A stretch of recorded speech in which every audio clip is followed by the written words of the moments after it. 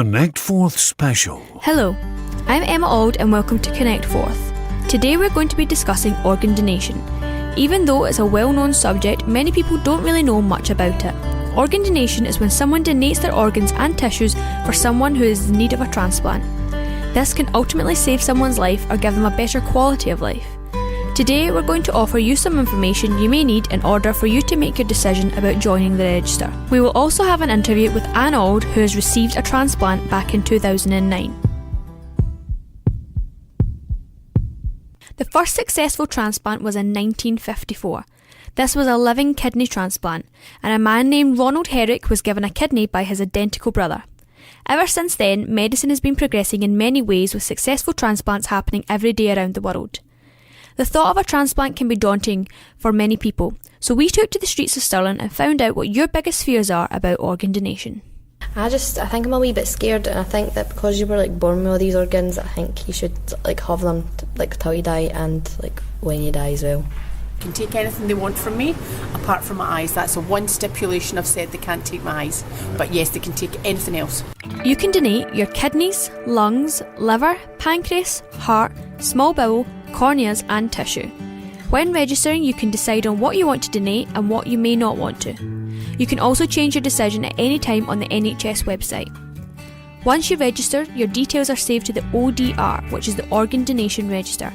Currently, there are around 7,000 people in the UK waiting on a transplant, and on average 3 people die each day because there aren't enough donors.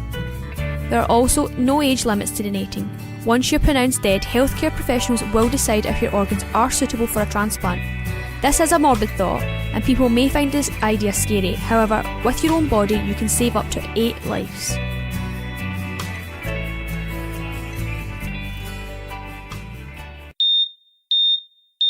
Some countries are taking a different approach. They're changing their policy to the opt-out rather than opt-in. This means that you're automatically on the register and you need to remove yourself rather than registering. Wales was the first UK country to join the opt-out system in December 2015. Austria, Spain and Singapore have also an opt-out system. I spoke to Anne Auld earlier, who had a pancreas and kidney transplant back in 2009. We found out how much a transplant had changed her life. When did you know that you would need a transplant? Approximately in 2007, when conventional therapy to treat my chronic kidney disease was starting to fail, it was decided that to put me on to dialysis, and the consequences of eventually going on to dialysis is that you know that your chances of recovery at best are with a kidney transplant. How long did you wait for your transplant? After joining the list, I waited 3 weeks and 1 day, which is extremely unusual for someone on an organ transplant waiting list. But my unusual blood type and the fact I was waiting for a pancreas and a kidney put me to quite high up the list, which is one of the reasons I waited such a short time. But that's not the case for a lot of people. How has having a transplant affected you? Well, it's changed my life. It's given me my life back. I'm free of machines. I'm able to contribute to society. I hold down a job. I have a fulfilling family life.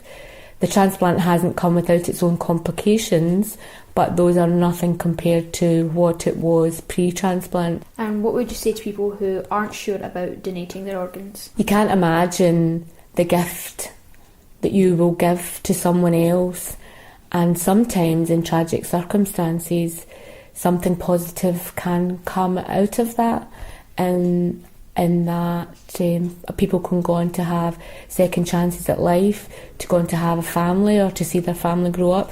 So you never underestimate the precious gift donation gives to someone else. But look into it carefully, think about it, chat to your family, make them aware of what your decision is, and be brave and give that chance to somebody else. Thank you, Anne, for sharing your insight. Even though 90% of you support organ donation, just 30% of the UK's population are on the NHS register. Now take a moment and think about how many lives you could improve. Think about the lives you could give just by registering. If you want to find out more about organ donation or want to register, you can at www.organdonation.nhs.uk. Thank you very much for listening. Connect Forth Special.